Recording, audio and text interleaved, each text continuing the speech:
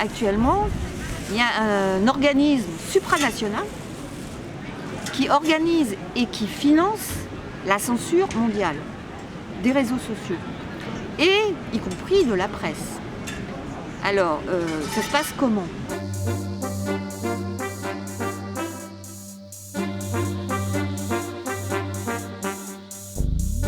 Alors, moi, j'ai travaillé dans les médias mainstream. J'ai pas travaillé à FR3 à l'époque, à TV5 Monde. J'ai travaillé à TF1 la plupart du temps. Et j'ai aussi travaillé au Monde, j'ai fait des articles de presse. J'ai aussi travaillé dans la presse régionale. Au départ, j'étais dans la presse régionale et j'ai aussi travaillé dans les radios. Quand ça a commencé les radios libres, il y avait une radio libre qui était destinée à la presse. Et j'ai commencé aussi là-dedans, dans cette radio. Donc j'ai fait à peu près tous les médias de la presse écrite, radio et télé. Alors, la plupart du temps, j'ai travaillé donc en télévision pour un journal télévisé de 20 heures qui était le journal le plus regardé donc, de France et d'Europe d'ailleurs. Donc tous mes reportages consistaient à parler au grand public et à rendre intelligible et compréhensible par tout le monde, ce qui parfois était un peu hermétique. Donc c'est ce à quoi je me suis attelée pendant toute ma carrière, et c'était mon souci de journaliste, c'était de rendre intelligible ce qui ne l'était pas.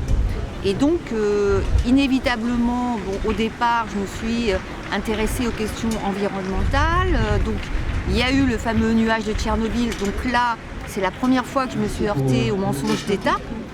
Et on l'a dénoncé d'ailleurs dans une télévision mainstream à une heure de grande écoute avec Jean-Claude Bourret d'ailleurs qui dirigeait le 13h. Donc on a pu dire que oui, le nuage de Tchernobyl était bien passé sur la France alors que le gouvernement disait le contraire. Donc on pouvait contredire le gouvernement sur un média du grand public et qui dépendait du contrôle de l'État. Donc vous voyez que les choses se faisaient. En 40 ans, ça a beaucoup changé. En 40 ans, ce qui se faisait ne se fait plus, c'est-à-dire que maintenant, il n'y a plus de débat contradictoire.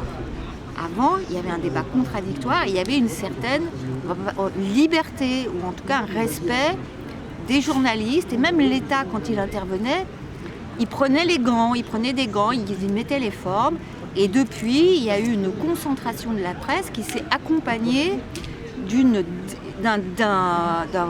absence de complexe dans la censure. C'est-à-dire que c'était plus tabou de censurer des journalistes ou de censurer des médias ou de leur imposer une ligne éditoriale. Quand cette pandémie est arrivée, ou pseudo-pandémie, moi je n'ai pas été étonnée parce que j'étais sûre qu'ils allaient faire une pandémie, étant donné que lors de la pandémie H1N1, il avait été dénoncé le fait que c'était une fausse pandémie et que la prochaine fois, on pouvait déclarer une pandémie avec un rhume, un virus de rhume. Et c'est exactement ce qui s'est passé. Parce que l'OMS a changé la définition du mot pandémie. Donc on peut maintenant déclarer une pandémie sans qu'il y ait une grosse mortalité due au virus dit pandémique. C'est fascinant parce que tu as travaillé pour TF1 et tout d'un coup, une journaliste qui a fait sa carrière dans les mainstream du site Jean-Claude Bourret, qui disent que tout le monde attend d'entendre enfin sur ce qui est censé être des médias qui le disent. Et comment se fait-il que tes collègues ou tes anciens collègues ne disent pas les choses aussi simplement à partir de faits ? Comment ça se fait ça ? C'est-à-dire que ce qui s'est passé dans la presse en général, c'est qu'il y avait avant une grande diversité, et moi j'appelle ça une grande biodiversité. C'est-à-dire que dans une rédaction, vous pouviez avoir des gens qui pensaient certaines choses, et puis d'autres journalistes qui pensaient d'autres choses. Et à l'intérieur même des rédactions, il y avait un débat. Et alors ce qui s'est passé en 40 ans d'évolution de la presse dans les médias en général, je ne parle pas que de TF1 parce que c'est la même chose à France 2, sur le public, c'est la même chose dans la presse écrite et c'est la même chose dans la radio. Ce qui s'est passé, c'est que la biodiversité des journalistes a disparu. Maintenant, il n'y a plus qu'un seul modèle, c'est un modèle unique. Et automatiquement, avec un modèle unique et quand la biodiversité disparaît, il y a une monoculture qui s'installe. Alors c'est pas la monoculture du maïs, mais là, c'est la monoculture de l'information qui fait que vous n'avez plus de débat à l'intérieur d'une rédaction et vous n'avez plus qu'un seul point de vue qui s'exprime. Et comme en général maintenant, le seul point de vue qui domine, c'est celui du narratif de l'exécutif, du gouvernement, eh bien vous avez le même narratif partout et vous avez un rouleau compresseur qui se déroule et qui fait que les gens, soit ils n'écoutent plus les médias mainstream parce qu'ils disent qu'ils mentent, soit ils les écoutent et ils sont sous l'emprise du narratif unique. Comment est-ce que des journalistes qui travaillent dans c'était quoi, le quatrième pouvoir, le contre-pouvoir, maintenant qu'ils sont pratiquement la voix du pouvoir, comment se sentent-ils? Comment travaillent-ils une journée? Est-ce qu'ils sont conscients de ça? Est-ce qu'ils sont dans le déni? Comment vos collègues ressentent-ils? Vos anciens collègues ressentent-ils ça? Moi, je ne parlerai pas de mes anciens collègues, je parlerai de tous les journalistes en général qui sont dans les médias mainstream. Eh bien, écoutez, de toute façon, maintenant, dans les médias mainstream, ils ont plus tellement le temps de penser. Déjà, ils n'ont plus beaucoup le temps de penser. On leur demande un rendement très, très intensif qui fait qu'ils sont sans arrêt, la tête sous l'eau, à devoir fournir de plus en plus vite des reportages sans avoir le temps de les creuser et de les bosser. C'est parce qu'on leur demande un rendement qui est plus important que celui qu'on avait il y a 20 ans, par exemple. Et la façon de travailler a changé dans la presse. Il y a 20 ans, le matin, on recevait les journaux sur nos bureaux. Pour un service, on avait tous les journaux. Et on commençait par lire les journaux déjà. Donc on lisait, moi je lisais 4-5 journaux quotidiens, chaque jour. Hein. Donc je lisais Libé, après je lisais Le Figaro, après je lisais Le Monde si je ne l'avais pas lu la veille, mais en général on l'a lu la veille l'après-midi. Je lisais Les Échos, je lisais La Croix, je lisais tout ça pour avoir un éventail. Ça a disparu. Ce qui se passe maintenant, c'est que tous ces journaux finalement ils servent le même narratif qu'ils ont pris eux-mêmes de l'AFP et finalement si vous lisez l'AFP vous aurez après toutes les mêmes histoires dans tous les journaux, donc à la limite c'est pas la peine de tous les lire parce que maintenant ils lisent plus que l'AFP et donc on aura la version de l'AFP et l'AFP c'est la voix du gouvernement. Il n'y a pas de critique à l'AFP. Hein. L'AFP, c'est le gouvernement. C'est comme l'agence TASS au moment de l'Union soviétique. Il y avait l'agence TASS, maintenant il y a l'AFP. C'est très difficile maintenant de faire confiance à l'AFP parce que l'AFP il y a une dérive de l'AFP aussi. Il y a 20 ans, l'AFP était un peu plus honnête. Et je connais parce que je sais, j'ai mes collègues, les gens avec qui j'étais à l'école de journalisme, qui étaient même directeurs de l'AFP. Donc je sais très bien comment c'était il y a 20 ans, puis on avait les dépêches. Il y avait quand même un peu plus d'informations. Et là, actuellement, les journalistes, ils n'ont plus le temps et ils n'ont plus les moyens. Par exemple, je vous donne un exemple concret. Dans les rédactions, on avait des documentalistes. Et on avait un service de documentation. Et ils étaient nombreux, chez nous, ils étaient 4-5.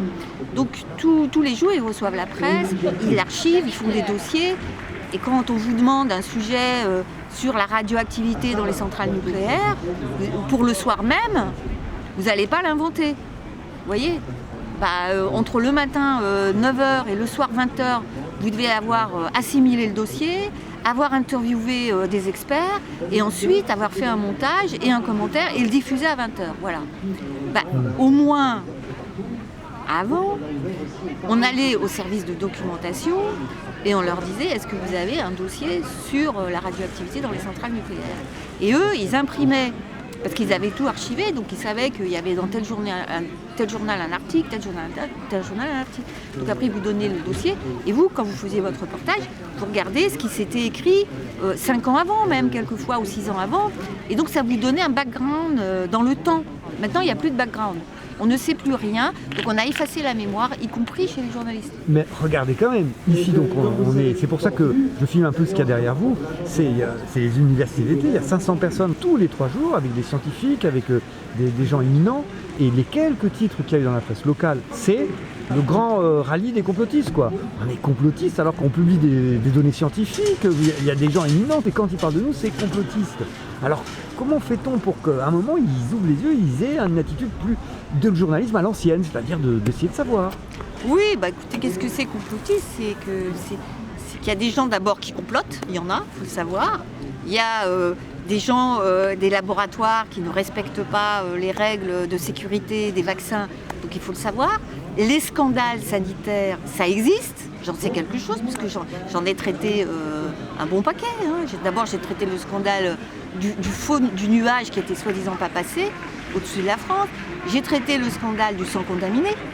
À l'époque, on ne parlait pas de complotistes. On ne disait pas que les gens qui dénonçaient le scandale étaient des complotistes.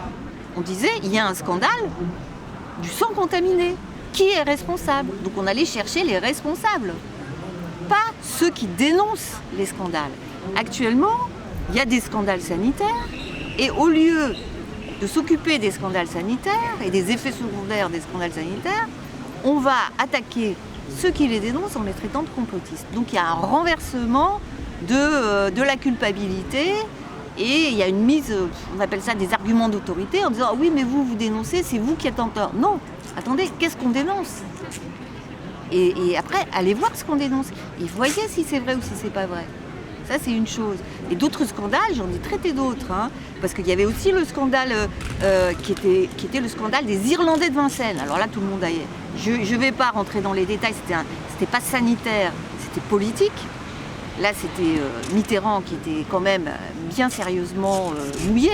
Il y a eu le scandale aussi de Greenpeace, quand ils ont fait sauter un bateau de Greenpeace.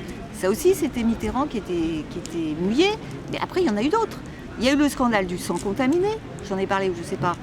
Le sang contaminé, ça a été un gros scandale. Et on a dénoncé les responsables. Au moment c'était au moment du sida, le sang contaminé. Ce qui s'est passé au moment du sang contaminé, c'est qu'on a laissé sur le marché des lots de sang qui étaient contaminés par le virus HIV et on les a laissés sur le marché sachant qu'il y avait des moyens normalement de les neutraliser et de les retirer du marché pour pas qu'ils infectent les malades. Et ça n'a pas été fait, ce qui fait qu'il y a eu des gens qui sont morts. Bon. Et ben, ce serait, à l'heure actuelle, on dirait « Ah ben c'est vous qui êtes complotiste de dénoncer ça ». Ben non, à l'époque, on a dénoncé le scandale du sang contaminé. On a aussi dénoncé le scandale du vaccin hépatite B, qui avait énormément d'effets secondaires. Qu'est-ce qui s'est passé après? Le vaccin à hépatite B, le scandale a été dénoncé. Ils ont fait le dos rond. Moi, je me suis dit, bon, le vaccin hépatite B, ils vont arrêter. Mais non seulement ils n'ont pas arrêté, mais ils en ont rajouté. Et après, ils l'ont même rendu obligatoire. Sous Macron, ils l'ont même rendu obligatoire à les bébés qui n'ont aucun risque d'avoir l'hépatite B. Donc là, ils ont tous les risques du vaccin, sans avoir les risques de la maladie. Ils n'ont que des risques. Donc ce vaccin pour les bébés est devenu obligatoire. Donc qu'est-ce qu'ils doivent faire les gens? Ils doivent savoir qu'il faut s'informer. Et s'informer, c'est commencer à résister. Donc je dirais, qu'est-ce qu'il faut faire? Moi je dis, il faut s'informer. Et s'informer où alors? Alors s'informer maintenant, c'est difficile de s'informer. Moi, j'avoue, je lis de moins en moins les journaux mainstream. Moi, personnellement, je passe beaucoup de temps sur les réseaux sociaux, que ce soit Twitter et surtout Telegram. Donc, je dis maintenant, il faut s'informer là où vous pouvez. Mais au moins sur Telegram, moi, jusqu'à présent, je n'ai pas vu de censure. Il faut s'inscrire à plusieurs, il faut toujours comparer et il faut toujours faire son tri. Voilà.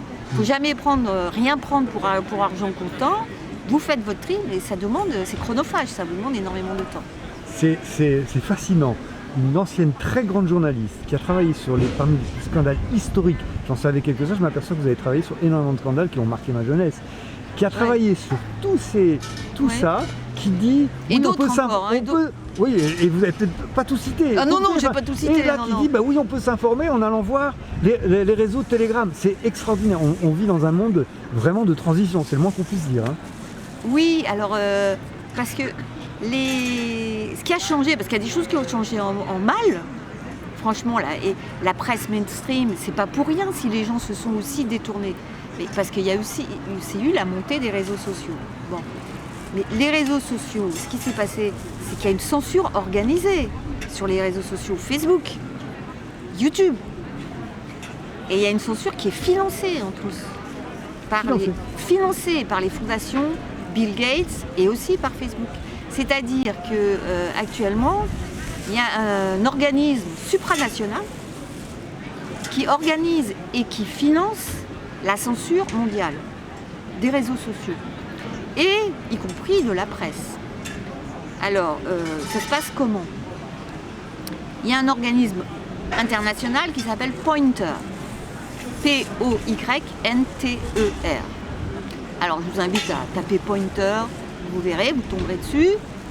C'est un site qui rassemble tous les médias du monde entier, les mainstream du monde entier, et qui leur demande de dénoncer les fausses nouvelles, les fake news.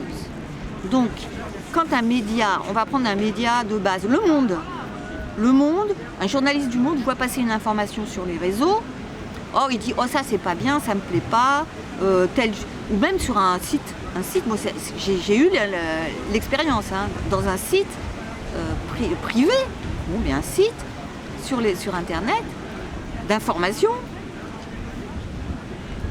sur lequel j'avais publié un article d'ailleurs, et donc arrive Radio France d'ailleurs, c'était pas Le Monde mais Radio France, qui nous signale à Poynter.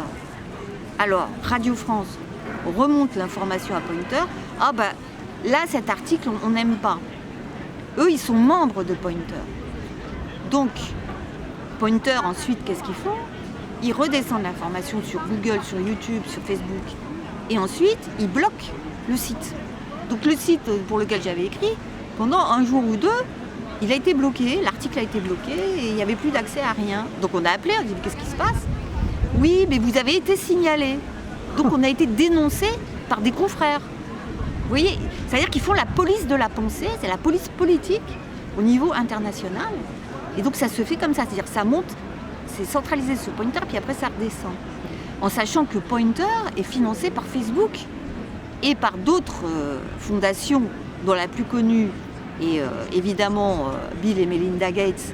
Et évidemment, ils ne disent pas « nous, on finance », mais ils disent « oui, financé par des fondations privées ». On sait très bien lesquelles c'est, puisque la fondation Bill et Melinda Gates finance également l'AFP, qui est une agence publique. Il faut le savoir, ils ont reçu des millions, l'AFP.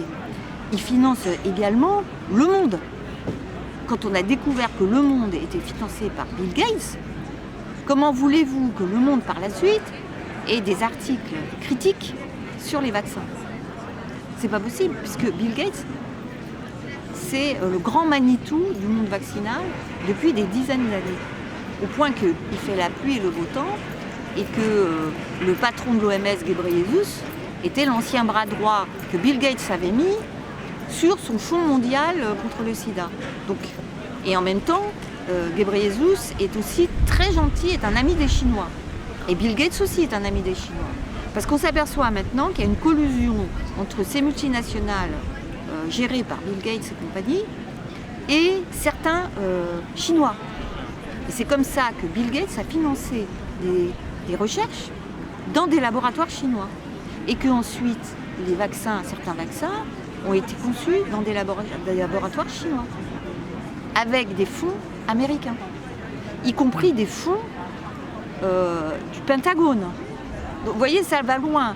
Donc quand on en arrive à se dire comment ça se fait que l'armée américaine se retrouve à financer des manipulations génétiques dans des laboratoires chinois, alors que ça peut donner naissance à du bioterrorisme et de la lutte biologique dans un cadre militaire.